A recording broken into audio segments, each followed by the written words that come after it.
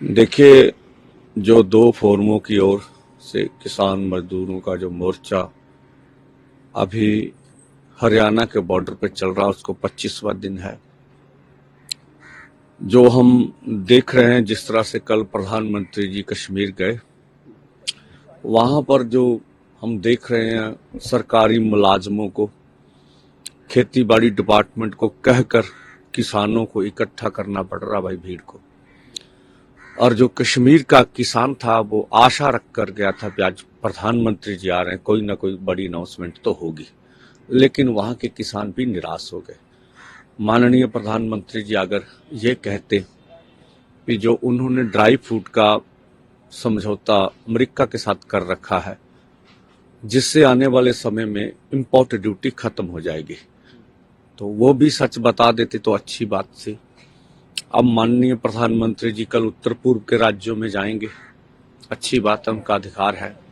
हम आशा करेंगे जो असम के किसान हैं, जो ज्यादातर चाय पत्ती के उत्पादक करते हैं, वो खुदकुशी कर रहे हैं। जो चाय बागान में रहने वाले किसान खेत मजदूर हैं, जो जो कॉफी उत्पादित है, उनके लिए जरूर बड़ी अनाउंसमेंट की हम आशा रखेंगे। वहां के किसानों के लिए योग करें, और अच्छा हो अगर प्रधानमंत्री जी मणिपुर में भी जाएं तो अच्छा होगा। इसी के साथ साथ जो हम देख रहे हैं जिस तरह से चुनावी दौर में स्वयं भाजपा जुटी हुई है, इसलिए हम देश के सामने ये अपनी मत रखना चाहते हैं कि उनको किसान मजदूर का कोई फर्क नहीं है, ना वो सोच रहे हैं। ये आंदोलन बहुत आसानी से जीता जा सकता है, ऐसा नहीं है। देखिए, हमारा परिवार बहुत बड़ा परिवार है। हम 64 करोड़ इस देश में रहने वाले किसान हैं। अगर खेत मजदूर जोड़ लें तो 80% आबादी हमारी बनती है। अब हमारा दायित्व बनता है कि हम पूरे परिवार को इकट्ठा करें। अगर हमारा परिवार एक जगह पर इकट्ठा हो जाए तो मुझे लगता कोई भी हमारी मांगे मानने से रोक नहीं सकता हमें। दूसरी बात, चाहे कोई आरएसएस के साथ आम किसान जुड़ा हो, चाहे कोई भाजपा के साथ जुड़ा हो, आपने वोट किसको देनी है ये हमारा सवाल नहीं है। आप किसान हैं, खेत मजदूर हैं, तो आप हमारी मांगों को दिल से जरूर समर्थन करते होंगे। तो आप भाजपा के ऊपर, सरकार के ऊपर अंदर से दबाव डालिए। जब अंदर से दबाव डलेगा तो हमारी मांगे अवश्य पूरी होंगी।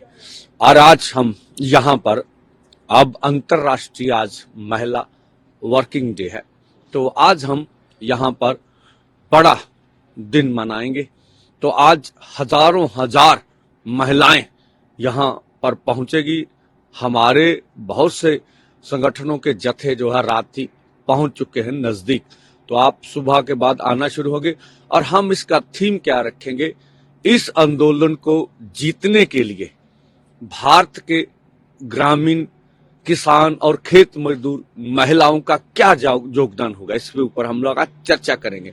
जो भी आंदोलन दुनिया भर में जीते गए, उन आंदोलनों में महिलाओं की सबसे बड़ी भूमिका रही है।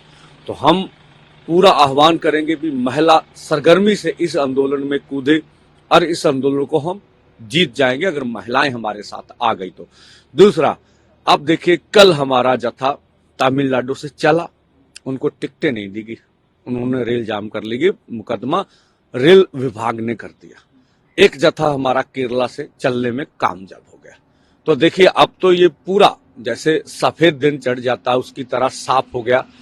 फिर ट्रैक्टर ट्रॉली का सवाल नहीं है, सवाल यह है कि हम देश की राजधानी में किसी भी किसान मजदूर को घुसने नहीं देंगे।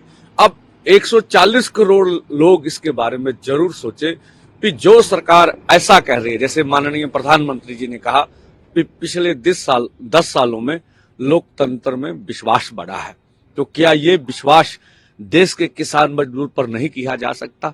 उन्हें दिल्ली राजधानी में जाके आंदोलन करने की इजाजत नहीं दी जाती? अगर ये विश्वास बड़ा होता तो हमें हरियाणा और पंजाब के बॉर्डर पर नहीं रोका जाता। हमारे ऊपर जिस तरह से प्रहार किया गया है, जो अब तो हरियाणा सरकार भी मान रही है कि आपके ऊपर हमने बुलेट चलाई है, तो हम कहते हैं भाई ये इसकी जरूरत क्या थी, आपको क्या हम नजर आ रहे हैं?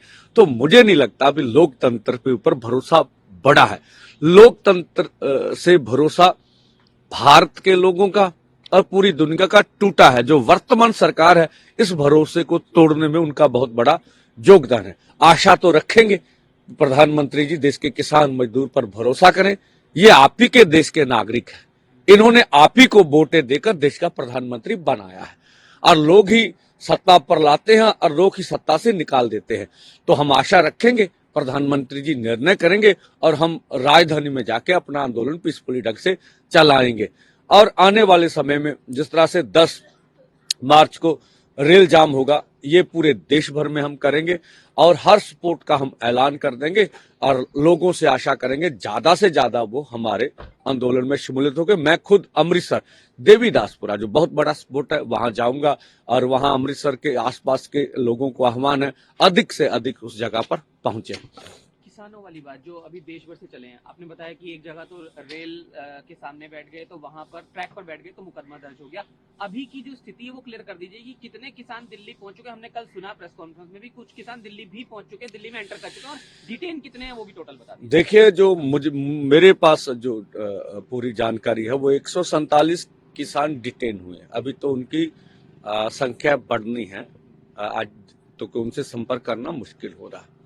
दूसरा, अब जब बहुत से अधिक से जो खाते बंद कर दिए जाते हैं, आपको पता है कि शंभू बॉर्डर पर जिस तरह का इतना बड़ा सख्त जो जैमर लगे हुए हैं, हम तो खुद पत्रकारों से भी बात नहीं कर पाते हैं।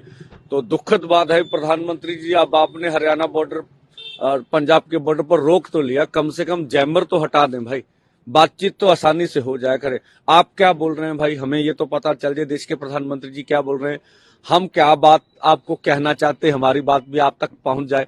तो यहाँ संपर्क करना बहुत मुश्किल होता है, इसलिए हमारी रिपोर्ट्स जो है ज्यादातर देश भर से हमें यहाँ पहुंचने तक तकलीफ होती है। फिर भी अभी 147 किसान डिटेन किए थे, उनको छोड़ने की अभी तक कोई खबर नहीं है।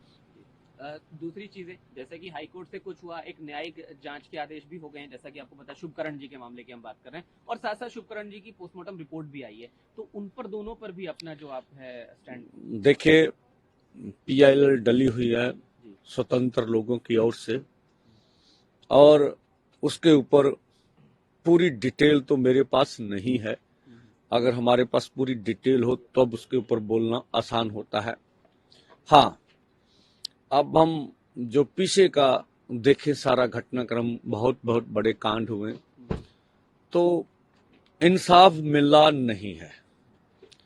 हम कहते हैं अगर केंद्र सरकार की नीयत साफ है, हरियाणा सरकार ने मान तो लिया, हमने बुलेट चलाई है, आपके ड्रोन देख रहे थे हमें, आपका दावा है, हम सब कुछ देख रहे हैं, तो आपको ये भी मालूम होगा कि गोली किन्होंने चलाई।